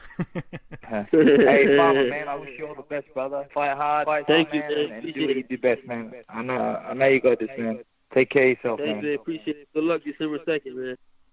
All right, God bless, man. Take care. God bless. Bye-bye. Okay, and that wraps up episode 110 of the Boxhard podcast. Sorry once again for the poor audio during that interview, and also for some of the echoing during some of the speech when Eddie Chambers was talking. So I'm very sorry about that. It's been a hard show this week to make, actually. It's all gone a bit mad. Obviously, Ayaz with his issues off the show, personal stuff. It's kind of been a bit crazy. My sleeping pattern's really up the wall at the moment, trying to make it all. So it's been quite a hard one. So please forgive me on that one. Sometimes you also don't realise when there's a problem with the recording until after it's recorded. So once again, my apologies for that. I've been your host, Joey Coastman. Eddie Chambers has been Eddie Chambers. A big thank you to our three guests on this week's show: Miles Shinkwin, Tevin Farmer, and of course former world champion Billy Dibb. I sincerely hope that you've all enjoyed this week's show. I really do. The prediction league, by the way, the scores at the moment are 13 points for me, 14 points for Ayaz, but you, the listeners, are in the lead with 17 points. Well done to everybody involved. Of course, there's also another 2 points up for grabs this weekend, so best of luck with that. We'll be back next week with another big show as always. Until then, take care.